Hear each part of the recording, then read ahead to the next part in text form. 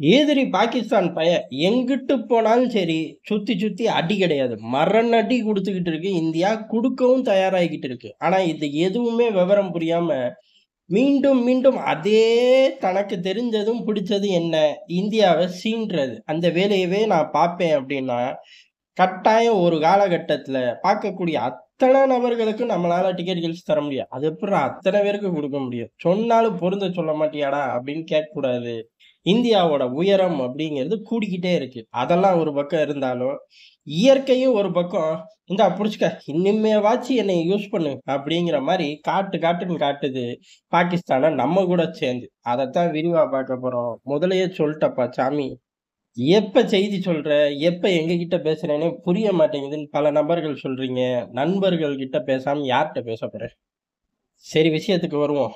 பகல்காம் தாக்குதல் எதுக்கு நடந்துச்சு? ஆசிம் முனீர் உள்ளூருக்குள்ள செல்வாக்கே இல்லாம சுத்திக்கிட்டு இருந்தான். எந்த அளவுக்கு அப்புட்ன்னா, இம்ரான் கான் கூப்ட்டு மிதி மிதின்னு மிதிக்கிற அளவுக்கு செல்வாக்குங்கிறது சுத்தமா இல்லாம இருந்த காலகட்டத்தில பலூச்சிஸ்தானும் இறங்கி அடிச்சுச்சு. பாகிஸ்தான் தாலிபான்கள் கேட்கவே வேண்டாம். சரி இந்தியாக்குள்ள தீவிரவாதிகள அனுப்புவோம் அப்படின்னு கிராஸ் பார்டர் ஃபயர் பண்ணுங்கடான்னு உத்தரவு போட்டா, அதிபர் ஷி ஜின்பிங்க்கு என்ன கிடைச்சுச்சு? உத்தரவுக்கு கீழ்ப்படிய மாட்டேன்ட்டாய்ங்க. அதே தான் இந்த மனுஷனுக்கு கிடைச்சுச்சு. உடனடியாக இவனே தீவிரவாதியா மாறிட்டான். இதுக்கு அதிபர் ஷி ஜின்பிங்கே தேவல. அந்த ஆள் சலிக்காம மாசத்துக்கு ஒரு தடவ குட் மார்னிங் சொல்ற மாரி கிளம்பி போய் இதையே சொல்லிட்டு வருவாரு. ஆனா ஆசிம் முனீர் பாகிஸ்தான்காரன். பாகிஸ்தான் தீவிரவாதியாவே மாறிட்டான். உள்ளுக்குள்ள இருந்த தூங்கிட்டு இருந்த தீவிரவாதி வெளியில வந்துட்டான்.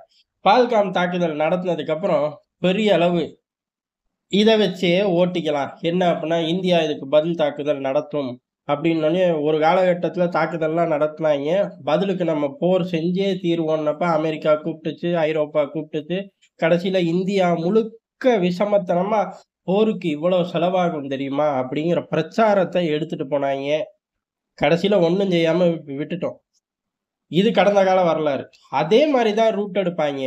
அப்படி இல்ல அப்டின்னாலும், அதிகபட்சம் இப்ப உள்ளவனுங்கள அடக்க முடியாது. அதிகபட்சமா எல்லைகள்ல உள்ள முகாம்கள தாக்குவார்கள். அதெல்லாம் பார்த்துக்கலாம். ஆனா இப்போதைக்கு நம்ம செல்வாக்க உயர்த்துவோம் அப்படின்னு போட்ட திட்டம் தான் பஹல்காம். செல்வாக்க அதல பாதாளத்துல கொண்டு போனா கூட அவன் 2 நாளைக்கு மேல ஃபீல் பண்ணியிருக்க மாட்டான்.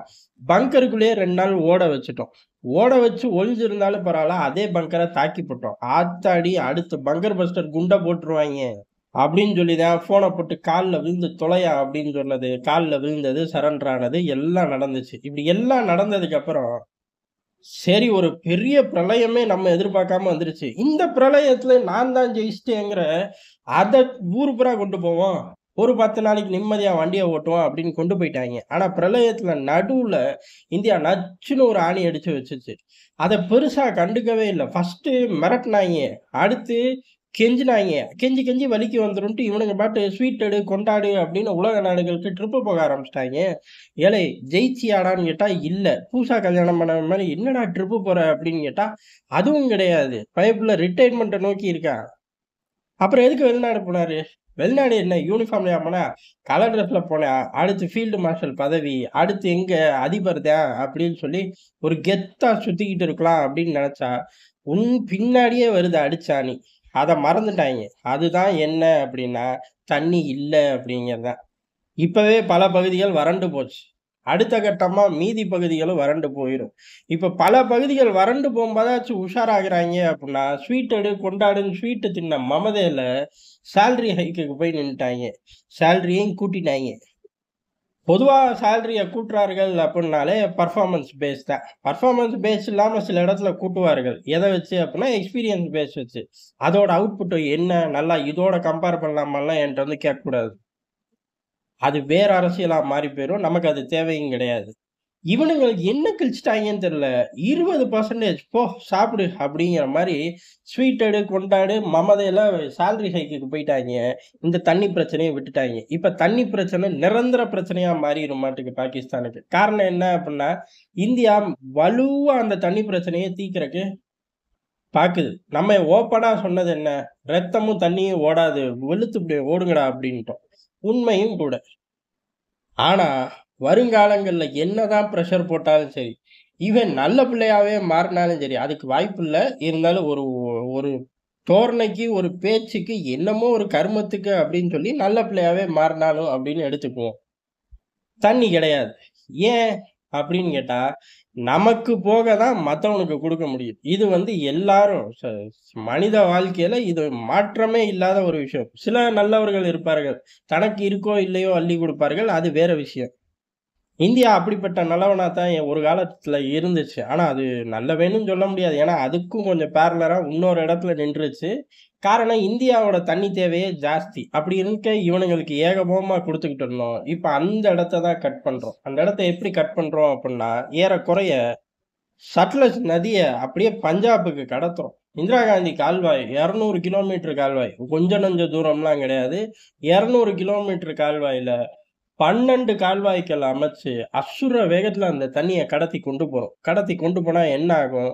அங்க நம்மளோட விவசாய பூமிலாம் செழிக்கும். அடுத்து அங்கிட்டிருந்து ராஜஸ்தானுக்கு கடத்துறோம். அப்ப என்ன ஆகும்? அங்க நம்மளோட விவசாய பூமிகள்லாம் செழிக்கும். அப்ப இந்த இரு பெரும் பகுதிகள கடந்து வரக்கூடிய இந்த 200 கிலோமீட்டர் சொத்தங்கள் இருக்கே, இது பூரா வேடிக்கை பார்க்குமா அப்படின்னு கேட்டா, அது எப்புட்றா ராஜா? தண்ணி ஓடுற பாதை, ஓடி போய் சேர்ற பாதை மட்டும் கிடையாது. ஓடுற பாதையும் வளமா தான் இருக்கும் அப்படிங்கிற தியரியில எல்லா பகுதியும் பூம் ஆகும். இதுக்கு முன்னாடி அங்க வறண்டு கிடக்கா அப்படின்னு கேட்டா, வறண்டெல்லாம் இல்ல. நல்லா இருக்கு. ஆனா இனிமே ஓஹோன்னு இருக்கும் அப்படிங்கிறதா. நடுவுல நடுவுல சில ப்ராஜெக்ட்கள் வரும். என்ன மாரியான ப்ராஜெக்ட்கள்? எனர்ஜி சம்பந்தப்பட்ட ப்ராஜெக்ட்கள் வரும். அப்ப ஆட்டோமேட்டிக்கா எல்லா இடங்கள்லயும் மைலேஜ் வரும். இத நம்ம செய்ய தயாராயிட்டோம். எந்த அளவுக்கு அப்புட்ன்னா, கால்வாய்கள எல்லாம் தூர்வார ஆரம்பிச்சுட்டோம். அதாவது கனெக்டிவிட்டில வர பாதைகள் இன்னும் ஆரம்பிக்கல. அத ஆரம்பிக்க போறோம். எல்லாமே தயாராயிருச்சு. ராணுவ ரீதியா ஆரம்பிக்க போறோம். ராணுவ கட்டமைப்புனா என்ன? நாள் நட்சத்திரம் கிடையாது. நேரங்காலங்கள் கிடையாது. இம்மீடியட்டா ஆரம்பி, இம்மீடியட்டா தொற. ஆளு இருக்கான், இல்லைங்கலாம் கண்டுக்காத. வேலை நடந்துகிட்டே இருக்கும். சீக்கிரட்டா நடக்கும். அதோட பம்பு அதாவது அதுக்கான ரூவாய பம்ப் பண்றது அப்படிங்கிறதுல எந்த குழாயும் பக்கத்துல நிக்க முடியாது. அந்த அளவுக்கு சல்லுன்னு பம்ப் ஆகும். அப்படி ஒரு விஷயத்த செய்ய ஆரம்பிச்சுட்டோம். இந்த பக்கம் நதிகளோட சகதிகள எல்லாம் தூர்வார ஆரம்பிச்சுட்டோம். எல்லாத்தையும் தூர்வாரு. தண்ணி ஏகபோகமா வரும். "ஆமாம் சாமி அடுத்து மழை காலம் வரப்போது. தூர்வாருங்க" அப்படின்னு அந்த பகுதி பகுதி மக்களே சொல்லும்போது, "ஏலே மழை காலத்துக்கு மட்டும் கிடையாதுடா. கொள்ள காலத்துக்கு இனிமே தண்ணி தான்டா உங்களுக்கு" அப்படிங்கிற மாரி தூர்வார ஆரம்பிச்சுட்டோம். இது ஒரு மிகப்பெரிய விஷயம். இனிமே வருங்காலங்கள்ல எப்படி ஆகும் அப்படின்னா, நமக்கே இருக்காது. அதாவது நமக்கே பத்தாது. அப்படி இருக்கும்போது, தானா எங்கிட்டு தர? அது ஓடி நிறைஞ்சா தானே அப்படிங்கிற ரேஞ்சுக்கு மாறி போயிரும். இத செஞ்சுகிட்டு இருக்கோம். இத செய்யறக்கு முன்னாடி என்ன செஞ்சோம்? தண்ணி கிடையாதுன்னு ஷட்டர குளோஸ் பண்ணோம். ஷட்டர் மட்டுமா குளோஸ் பண்ணோம் அப்புட்ன்னா, ஒட்டு மொத்தமா டேட்டா ஷேரிங் அப்படின்னு ஒண்ணு இருக்கும். எவ்வளோ மழை பெஞ்சுச்சு? எப்ப தொறக்கப் போறோம்? ஆச்சாக்கும், பூச்சாக்கும், மானே, தேனே, பொன்மானே. இந்த டேட்டா ஷேரிங் அப்படிங்கிறது தேவையில்லாத ஆணி. ஆனா அத செஞ்சுக்கிட்டு தான் இருந்தோம். அத நிறுத்தணும். அப்பயாச்சும் அலர்ட் ஆயிருக்கலாம். பதிலுக்கு நிறுத்திப்புட்டு நம்ம சொன்னோம். "டேய் தரவே மாட்டேன்டா" அப்படின்னு. அப்பயாச்சும் அலர்ட் ஆயிருக்கலாம். இப்ப நம்ம அந்த தண்ணிய நிரந்தரமா இந்த பகுதிகள்ல பாய்ச்சறக்கு முழு வேகத்துல, அசுர வேகத்துல தயாராகுறோம். எப்படி எல்லைகள்ல உள்கட்டமைப்பு அப்படிங்கிறது சுதந்திரம் வாங்குனதுல இருந்து கிடையாது. ஏன்டா கிடையாது? ஏலே கேட்ட தொறந்து வச்சுட்டோம்னு வச்சுக்க, நம்மகிட்ட ஒண்ணும் இல்லன்னு ஒரு பயம் வரமாட்டான். அப்படி ஒரு சிறப்பான தியரி. ரொம்ப காலமா வச்சிருந்தோம். எல்லைகள்ல உள்கட்டமைப்ப பலப்படுத்தாததே நம்மளோட பலம் அப்படின்னு. டேய் தயவு செஞ்சு ராஜாக்கள்லாம் உங்க மண்ண ஆண்டாய்ங்கன்னு சொல்லிறாதீங்கடா. எப்ப கேட்டாலும் வரிஞ்சு கட்டிக்கிட்டு பேசுறது. ஏலே இந்த மண்ல கேப்பே இல்லடா. தொடர்ந்து ஆட்சிகள் நடந்துச்சு. ஆனா எல்லைகள எப்படி பாதுகாக்கணும்னே தெரியாம உட்கார்ந்துருக்கீங்களேடான்னு சொல்லிப்புடுவாய்ங்க, சிரிச்சுப்புடுவாய்ங்க. என்ன ஒண்ணு, எல்லாம் முடிஞ்சு போச்சுங்கிறனால தைரியமா நம்ம சுத்தலாம். இப்ப அப்படிலாம் கிடையாது. அந்த இப்ப அப்படிலாம் கிடையாதுங்கிறது என்ன 40, 30 வருஷமாவா அப்படின்னு கேட்டா ஒண்ணும் கிடையாது. 12 வருஷத்துக்குள்ள சாதிச்சு தள்ளிட்டோம். 12 வருஷம் கூட கிடையாது. ஒரு 6 வருஷத்திலேயே எதிரிகள சிதறடிச்சுட்டோம். இந்த காலகட்டம் அப்படியே பூங்காவனமா இருந்துச்சா? வசந்த காலமா இருந்துச்சா? அப்படின்னு கேட்டா, இந்த அசுர வேகத்துல கட்டமைப்ப உருவாக்கக்கூடிய காலகட்டத்துல ஏகப்பட்ட இடைஞ்சல்கள சீனா கூடயும் பார்த்திருக்கோம், பாகிஸ்தான் கூடயும் பார்த்திருக்கோம். இது அந்த பகுதிக்கான ஹீட்டு. ஆனா, உலக சூழ்நிலை அப்படிங்கிறது கேட்கவே வேணாம். ஒரு மிகப்பெரிய தொற்று நோயையும் பார்த்தாச்சு. மிகப்பெரிய யுத்தங்களையும் தொடர்ந்து பார்த்துக்கிட்டு இருக்கு உலகம். அப்ப ஃபினான்ஷியலா எவ்வளவு பர்டன் இருக்கும் அப்படிங்கிறது இங்க பொருத்தி பார்க்கணும். இப்படி 2 பக்கமுமே ஹீட் ஜெனரேட் ஆகும்போது தான், நடுவுல கோபுரத்த கட்டி கொடிய பறக்க விட்டான் நம்ம பையன் அப்படிங்கிற மாரி சந்தர்ப்ப சூழ்நிலைகள எதிர்த்து போராடி மிகப்பெரிய அளவுல ஜெயிச்சு நிக்கிறான். அதே யூனிஃபார்ம போட்டுட்டு இந்த தண்ணியையும் திருப்ப ஆரம்பிச்சுட்டோம். இனி தண்ணி எந்த காலத்துலயும் பாகிஸ்தானுக்கு கிடையாது. எங்க போய் கதறினாலும் சரி, பஞ்சாயத்துக்கு உலக வங்கியோ, இல்ல உலக வங்கியோட உண்மையான அண்ணன் அமெரிக்காவ கூட்டிட்டு வந்தாலும் சரி, இங்க ஒத்துக்க போறது கிடையாது. இல்ல, இல்ல உனக்கு இருக்கோ இல்லையோ அவனுக்கு குடு அப்படின்னு ஒரு பயலும் இப்ப சொல்ல மாட்டான். ஏன் திருந்திட்டானா அப்படின்னு கேட்டா, அப்படிலாம் கிடையாது. எல்லா பயலுக்கும் இப்ப பிரச்சனை இருக்கு. இதுக்கு முன்னாடி தனக்கு பிரச்சனை இல்லாதனால, "உனக்கு இருக்கோ இல்லையோ பிரிச்சு குடுக்கணும்டா" அப்படின்னு பேசுவான். இப்ப அப்படி கிடையாது. அவன் ஒரு பிரச்சனையோடயே இருக்கான். ஏலே வேக்சின் உனக்கு வச்சுக்கிட்டு, அது போக அடிஷனல் ஸ்டோரேஜ பண்ணிக்கிட்டு, அதுக்கப்புறம் அடிஷனல் ஸ்டோரேஜ பண்ணிக்கிட்டு, திரும்பி பார்ப்பேன்னு சொன்னியே, அதுக்குள்ள அந்த கோவிடே ஓடிப் போச்சுடா அப்படிங்கிற மாரி அந்த கதையெல்லாம் வெளியில வந்துரும். வந்தா வந்துட்டு போது அப்படின்னு சொன்னோம்னா, இப்ப சமகால யுத்தங்களும் வெளில வந்துரும். அப்ப அதிலேயே அவர்களுக்கு போராடியே ஓஞ்சு போயிட்டாங்க. அதுபோக அங்கேயும் அகதிகள் பிரச்சனைலாம் பெரிய அளவுல தலைவிரிச்சு ஆடுது. அதனால உனக்கு இல்லாட்டி நீ குடுக்கணும்ப்பா. உன் கையில இருந்த பிஸ்கட்ட பாதி பிச்சு குடு அப்படிங்கிறக்கு அவன் என்ன நம்மளோட ஃப்ரெண்டா? எதிரி பய.